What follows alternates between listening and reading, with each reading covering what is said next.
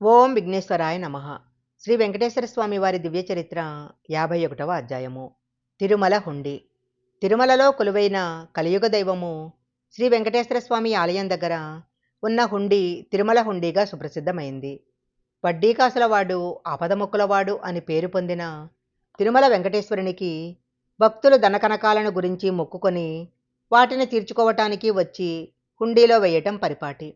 ప్రపంచవ్యాప్తంగా వాటికన్ తర్వాత అంతటి ఆదాయం కలిగిన ప్రార్థనా స్థలంగా తిరుమల ప్రసిద్ధి చెందింది. తిరుమలలో కొలువైన వెంకటేశ్వర స్వామికి భక్తుల్లో ఉన్న వడ్డీకాసులవాడు, ఆపదముక్కులవాడు వంటి పేర్లు ధనరూపంగా ఆయన హుండీలో మొక్కు చెల్లించుకోవటాన్ని సూచిస్తాయి. పురాణ కథల ప్రకారము శ్రీనివాసుడు పద్మావతీదేవిని వివాహం చేసుకోవటానికి తన దగ్గర డబ్బు లేకుంటే పెళ్లి ఖర్చుల కోసం అనేక ఇక్కట్లు పడతాడు. లక్ష్మీదేవిని వైకుంఠంలో విడిచి రావటంతో ఆయన దగ్గర సంపద లేకపోతుంది. పెళ్లికి అవసరమైన డబ్బు కుబేరుడు వెంకటేశ్వరునికి అప్పుగా ఇస్తాడు. వెంకటేశ్వర స్వామి ఆ బాకీ తీర్చలేకపోగా ఏటేటా వడ్డీ మాత్రం తీరుస్తున్నాడు. ఆ వడ్డీ డబ్బును ఈ హుండీ సొమ్ములో నుంచే ఇస్తున్నాడని ప్రతీతి. ఆపదలో వచ్చినప్పుడు మొక్కులు మొక్కుకుంటే వెంకటేశ్వర స్వామి తీరుస్తాడని భక్తులు నమ్ముతుంటారు. ఒంటిపై వేసుకుని వచ్చిన బంగారము సొమ్ముతో ఫలంగా ఉన్న మొత్తం హుండీలో వేయటాన్ని నిలువుదోపిడీ అంటారు. తిరుపతిలో నిలువుదోపిడీ చెల్లించుకుంటామని మొక్కుకొని మొక్కు తీర్చుకుంటూ ఉంటారు. శంకరాచార్యుల వారు తిరుమల యాత్రలో శ్రీవారి హుండీ కింద శ్రీచక్రం ప్రతిష్ఠించారని ఒక ప్రతీతి. 1950 వరకు ఆలయ జీర్ణోద్ధరణ సమయంలో పూర్వం నేలపై ఉన్న రాళ్లను తొలగించి కొత్త రాళ్లను వేసే సమయంలో ఆ శ్రీచక్రాన్ని అలాగే ఉంచి దానిపైన రాళ్లను పేర్చినట్లు తిరుమల తిరుపతి దేవస్థానాల పత్రిక సప్తగిరి పేర్కొంది. కొప్పెర అంటే మూతి వెడల్పుగా ఉండే లోహపాత్ర అని అర్థము. తిరుమల వెంకటేశ్వర స్వామి ఆలయంలో హుండీ గబగబా నిండిపోతూ ఉంటుంది. కాబట్టి పెద్ద గంగాళంలా ఉండే పాత్రను హుండీగా తెల్లని గుడ్డ అడుగు భాగంలో ఉంచుతారు. ఆ హుండీ పాత్రను కొప్పెర అంటారు. తిరుమల శ్రీవారి ఆలయంలో ఈ కొప్పెరలను హుండీలుగా వాడతారు. హుండీ నిండిందని తెలుస్తూనే అక్కడే ఉన్న సిబ్బంది మరొక హుండీని ఏర్పాటు చేస్తారు. కొంతమంది వంశపారంపర్యంగా ఈ హుండీల దగ్గర పనిచేయటము, హుండీలు నిండిన వెంటనే వాటిని అలాగే కర్రల సహాయంతో మోసుకొని తిరుపతిలోని హాదీరాంజీ మఠానికి తీసుకురావటం జరిగేది. పూర్వము తిరుమల ఆలయ నిర్వాహకులైన మహంతులు ఈ మఠంలో హుండీలోని డబ్బును లెక్కించేవారు. అలా హుండీల దగ్గర పనిచేసే వాళ్లను కొప్పెర వాళ్ళని, వాళ్ళు నివసించే పల్లెకు కొప్పెరవాండ్ల పల్లె అని పేరు వచ్చిందంటారు. శ్రీనివాస మంగాపురం వెళ్లే దారిలో కొప్పెరవాండ్ల పల్లె ఉంది.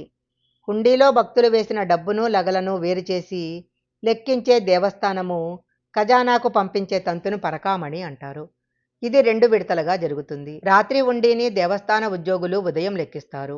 ఉదయం విప్పిన హుండీని మధ్యాహ్నం లెక్కిస్తారు. రాత్రి నిద్రించిన హుండీని తూకముల్లె అంటారు. కొప్పెరలో మన డబ్బే కాదు, విదేశీ కరెన్సీ నాణ్యాలు కూడా భక్తులు వేస్తూ ఉంటారు.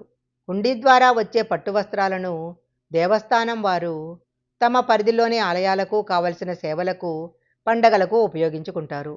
అలా ఉపయోగించుకోలేకపోయిన పట్టు వస్త్రాలను, నగలను, బంగారు వస్త్రాలను, వజ్రాలు పొదిగిన ఆభరణాలను, వెండి వస్తువులను వేలం వేస్తారు. విలువైన నాణ్యమైన వాటిని శ్రీవారి ఖజానాలో భద్రపరుస్తారు. తిరుమలగిరులలో 2 వకుళమాత ఆలయాలున్నాయి. మొదటిది తిరుపతిలోని కపిలతీర్థం దగ్గర ఉన్న మాలాడి గుండం దగ్గర ఉంది. రెండవది శ్రీవారి ప్రధానాలయంలో విమాన ప్రదక్షిణ మార్గంలో ఆగ్నేయ దిశలో ఉన్న పోటులో ఉంది. పోటులో ఉన్న వకుళాదేవి దగ్గరుండి తన కొడుకుకు కావలసిన తినుబండారాలను శుచిగా శుభ్రంగా వండిస్తుంది అంటారు. వకుళామాతే బంగారు తులసీపత్ర హారంగా మారి శ్రీవారి మెడలో చేరిందని ఒక కథ. స్వామివారు ఏకాంతంలో ఉండగా తొండమాన్ చక్రవర్తి రావటంతో సిగ్గుబడిన దేవేరులు హడావుడిపడి శ్రీదేవి శ్రీవారి వక్షస్థలం చేరుకోగా భూదేవి దగ్గరలో ఉన్న బావిలోకి వెళ్ళి అంతర్ధానమైందట. ఈ కథ విన్న రామానుజుల వారు స్వామివారికి సమర్పించి తీసివేసిన పూలమాలల్ని ఈ బావిలో సమర్పించాలని కట్టడి చేశారు. తీసేసిన పూలను వేసేవారు కాబట్టి ఈ బావిని పూలబావి అనటం వాడుకలోకి వచ్చింది. కొన్నాళ్ల క్రితం వరకు మాలిన్యాన్ని ఈ పూలబావిలోనే సమర్పించేవారు. అయితే నేటి రోజుల్లో జనంతో పాటు స్వామివారి సేవల సంబరాలు పెరిగిపోవటంతో పూలను ఎవరూ తొక్కకుండా దూరంగా పర్వత ప్రాంతాల్లో వదిలివేస్తున్నారు. తిరుమల తిరుపతి దేవాలయంలో బంగారు వాకిలికి ఎదురుగా కుడి చేతి వైపు భాషకారుల సన్నిధి, దానిని ఆనుకొని తాళపాక వారి అర అనే పేర ఒక సంకీర్తన భాండాగారం ఉంది.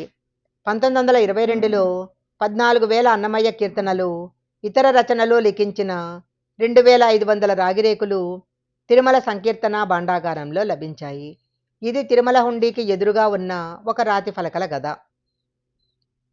తిరుమల తిరుపతి దేవస్థానం వారు నిర్వహించే ఆధ్యాత్మిక కార్యక్రమాలు నడిచే ప్రదేశము తిరుమల ఆస్థాన మండపము. ప్రతిరోజు ఈ మండపంలో ఆధ్యాత్మిక సాంస్కృతిక కార్యక్రమాలు జరుగుతాయి. ఈ ఆస్థాన మండపము శ్రీవారి ఆలయానికి ఎదురుగా బేడి ఆంజనేయ స్వామివారి దేవాలయానికి వెనుక ఉంది. ఈ మండపం లోపలి భాగాన శ్రీ మహావిష్ణువు యొక్క దశావతారాల శిల్పాలతో అందంగా తీర్చిదిద్దారు. శ్రీ వెంకటేశ్వర స్వామివారి దివ్య చరిత్ర 51వ అధ్యాయం సంపూర్ణం.